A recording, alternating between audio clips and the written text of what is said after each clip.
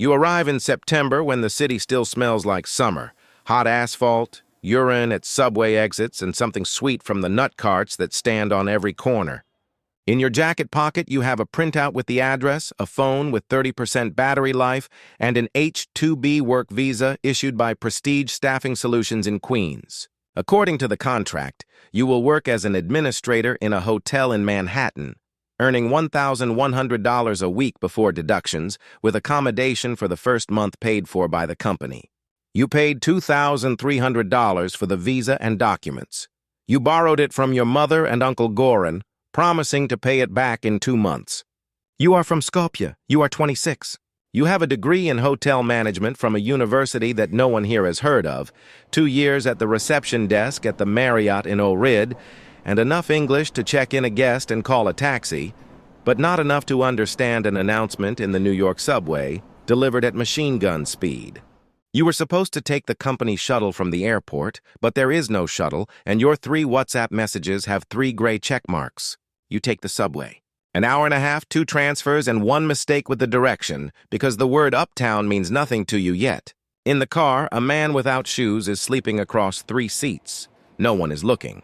You are also learning not to look. The Prestige Staffing Solutions office is on the 2nd floor above a laundromat on Roosevelt Avenue in Jackson Heights. There's a sign on the door with the manager's name and hours of operation. Today is Wednesday, 4 o'clock in the afternoon. The door is locked. There are no lights behind the frosted glass. You call the number on the contract. No answer. Try again. No answer. Then the number stops existing.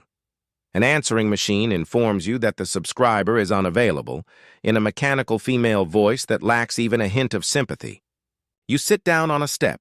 A Pakistani man is selling mangoes nearby. You buy one for $1 and eat it with your hands, the juice running down your wrist, and it's the first thing you've eaten in 12 hours, not counting the bag of pretzels on the plane. You spend your first night in a hostel on 39th Street, in a room with 8 beds, $37 a night. You don't sleep. You lie there and count. 800, all your mother gave you to get you started. Minus $2.75 for a subway card, minus $1 for a mango, minus $37 for a bed. You count how many nights you can get by without eating. It comes out to 20. In the morning, you return to Roosevelt Avenue. The door is locked. You wait until 11. You go down to the laundry room and ask the woman behind the counter where the manager from the office upstairs is.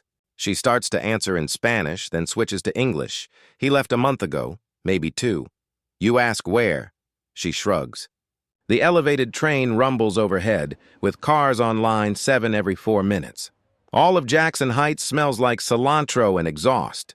You stand on the sidewalk surrounded by thousands of people. You call your mother. You don't tell her. I flew there. Everything's fine. I got a job. Tomorrow's my first day. She says, I told you everything would work out. You hang up. At the hostel, you Google the company name and the word scam. 14 results. A forum with complaints. The Philippines, Mexico, Ukraine, Moldova. 1 scheme. Contract, visa, prepayment, promise of work. Then, a closed office and a dead number. Someone writes that they filed a report with the police. Underneath, bro, the police don't deal with this. You weren't killed, you have a visa, go to work. 3 days later, you start looking. Not for the job you came for, but any job. You visit 9 places in 1 day. 4 of them say they'll call you. 3 ask for your social security number, which you don't have because it was supposed to be issued by a company that no longer exists. On the 6th day, you get hired to wash dishes at an Indian restaurant on Jackson Avenue. $8 an hour. Cash, no contract, no questions asked. The owner's name is Ashok. He's 60, from Punjab, and came here in '92. When you tell him how you ended up here, he nods. I know it happens. Just work. Your shift is 11 hours, from 2 in the afternoon to 1 in the morning, 6 days a week. Barrel-sized aluminum pots, tandoor baking sheets with crusts of burnt oil, endless plates. By the end of the first week, the skin on your knuckles is cracking from the hot water and detergent. You buy gloves at Dollar Tree for $2, and they tear after 2 days. You rent a room on Woodsides Avenue, a 15-minute walk from the restaurant, $550 a month. Your room is a bed, a nightstand, 1 window facing the courtyard where someone feeds the pigeons in the morning. Your neighbors are Ernesto, a Mexican who works in construction and leaves at 5 in the morning, and a couple from Guatemala whom you hardly ever see. You get used to it. Not to the city, but to the rhythm. You finish at 1 in the morning, 15 minutes to home, shower, and go to bed at 1:30. The alarm goes off at 7:30. In the morning, while the apartment is still quiet, you sit down with your phone and hammer away at a free language app. You repeat the same dialogue aloud 20 times, feeling like an idiot, but you repeat it anyway. At 2 o'clock, you go to the restaurant, back door, 11 hours of washing dishes. You sleep in on Monday when the restaurant is closed. Money is what you always count. A little over $500 a week from the restaurant. You send $200 home every week, part to your mother for living expenses, part for debt. $3,100, that's how much you owe. $200 for the visa, plus $800 that your mother saved for your trip. For everything else, shoes, toothpaste, subway fare when your feet can't carry you anymore, there's so little left that you remember every dollar you spend. English is a wall you scratch at with your fingernails. You can write and read, and Google Translate helps you out. But when someone speaks to you in person, everything falls apart. The supplier chatters away with a Brooklyn accent, and you catch 1 word in 5. Making a phone call is torture because without facial expressions and gestures, all that remains is sound, and sound in this language flies faster than you can think. You find free classes at the library on Broadway twice a week in the mornings. The teacher's name is Kathleen.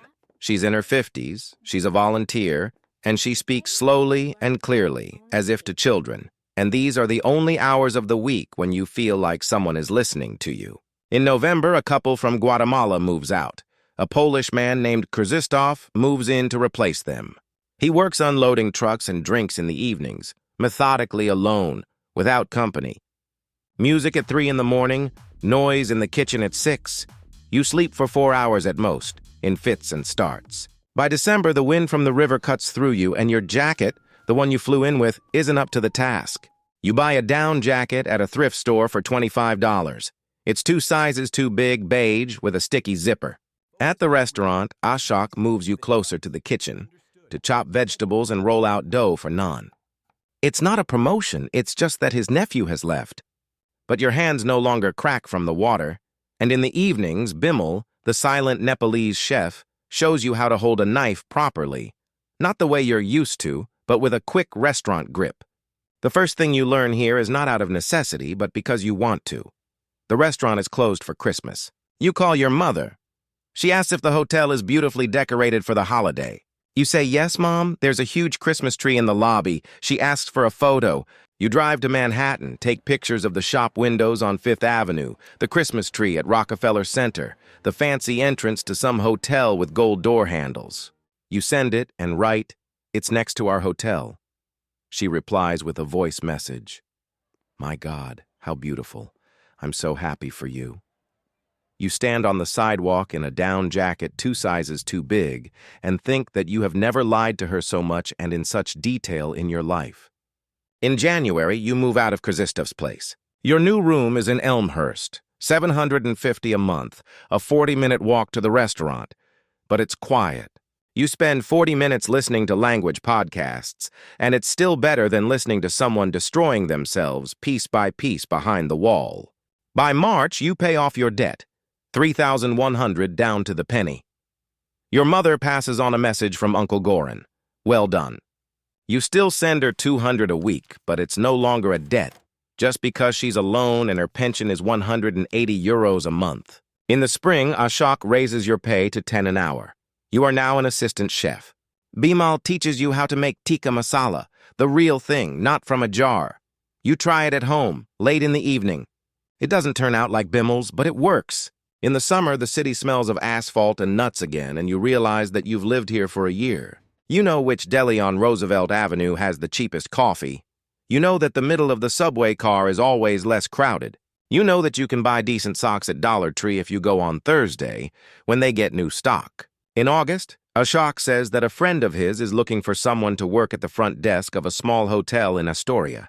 They need someone who speaks English and isn't afraid of night shifts. Ashok calls in front of you, says something about you in Hindi, then switches to English. Good guy, hardworking, doesn't drink. Doesn't drink, that's important.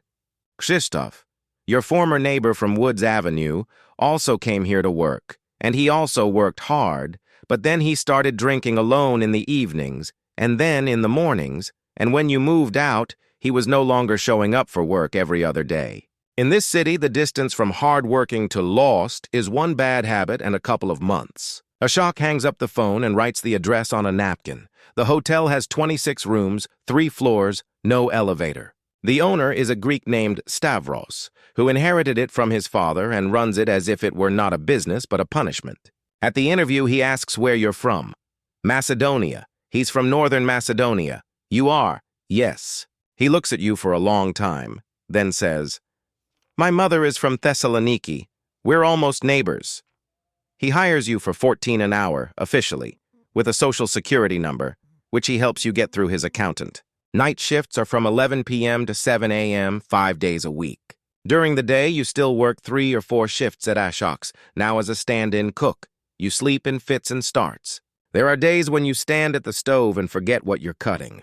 There are nights when you wake up at the bar to the sound of your own head hitting your palm. Your body works on something that is no longer strength, but habit. By November, Stavros starts giving out day shifts. You drop your shift at Ashok's, then a second one. For the first time in a year, you sleep 6 hours straight, and it feels like someone has given you back a piece of your body that you had forgotten about. You move closer to the hotel, a room on Ditmars Boulevard in Astoria, a 10-minute walk away. Your neighbor is Andres, a Colombian engineering student at City College who makes arepas on Saturdays. Sometimes he treats you to some. Sometimes you treat him to tikka masala, and Andres says it's the best thing he's ever eaten in New York, and you're pleased, even if he's exaggerating. The hotel and restaurant together bring in about $900 a week. After all your expenses, you're left with as much as you used to earn in total. You don't spend it, it's a habit. The money lies in an envelope under the mattress, and every week the envelope gets thicker, and it's a strange feeling you're not used to. A reserve. On the 3rd floor of the hotel, there is a room that Stavros doesn't rent out. The window faces the wall of the neighboring building and tourists complain. One evening you ask, what if? Stavros is silent, then says, 500, utilities included. But if there are complaints from guests, I'll evict you. You say there won't be. He says, I'll think about it. In Greek, I'll think about it means yes, but I want you to understand that this is a favor. You start thinking about next week. Stavros mentioned that chain hotels in Manhattan are always looking for people to work the night reception desk. No one wants to do it, and they pay $18 to $20 an hour. You remember that. 2 years at the Marriott in Ohrid weren't wasted. You know the booking system. You know how a hotel works from the inside. You just didn't have the language to show it before. Now your language skills are improving.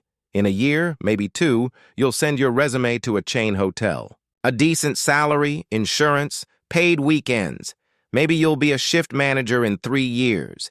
Maybe you'll bring your mother over. You don't make plans. But for the first time in a year and a half, you think in terms of when rather than if.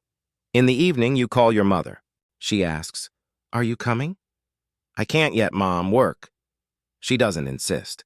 She says, The main thing is that you're doing well. And you say, Yes, Mom, I'm doing well. For the first time in 15 months, you don't feel like you're lying. In December, you buy a winter jacket at Uniqlo for $79. It's black, your size, with a zipper that works. You leave your beige down jacket by the trash can. 10 minutes later, someone else picks it up. It's 2 in the morning. You're sitting at the counter of a small hotel in Astoria. Outside the window is December New York, streetlights and wet asphalt. A ginger cat is sleeping on a chair by the radiator. Your cat. He came in from the street in October, just walked through the open door and sat down by the radiator, and you looked at Stavros, and Stavros looked at the cat and said, Leave him. Cats are only good for you. You named him Naranca, which means orange in Macedonian. Andres calls him Naranja in the Spanish manner. Stavros simply calls him Redhead. You bought him a bed, a scratching post, and decent food, not the cheapest. And this is the first money you've spent in a year and a half on something that simply makes you feel good. He sleeps in your room on the 3rd floor, eats in the kitchen, where Stavros leaves him chicken scraps, and at night he comes downstairs and settles on a chair next to the desk. On the desk is a cheap paperback detective novel from the box Stavros brought. You open it in the middle and find the page where you left off yesterday. You're tired, your back hurts, your eyes are closing. But you read slowly, tracing the lines with your finger, sometimes going back, sometimes skipping a word because the context makes it clear anyway. Naranca tosses and turns in his chair, settles down more comfortably, and falls silent. On page 23, you realize that you haven't looked at the translator for 3 paragraphs. In the morning after your shift, you go for coffee at the deli on the corner of Ditmars and 33rd. It's December, 8 in the morning, and the city is just waking up. In front of you in line is a girl in a green coat, dark-haired, with a book under her arm, ordering something long and complicated with oat milk, and laughing because the barista asks her to repeat it, and she repeats it patiently, with an accent you can't quite place but definitely not American. She gets her cup, turns toward the exit, and for a second your eyes meet, and she smiles, just like that, at a stranger, the way you smile in the morning when you already have your coffee in your hand and the whole day ahead of you. You don't say anything to her. She leaves. You take your coffee, regular, black, $1.50, and you go out onto the street, and you think that someday, not now, maybe in 6 months, maybe in a year, when English is no longer a problem, and when you finally stop counting each day as a task to be endured, someday you'll be able to think about that too.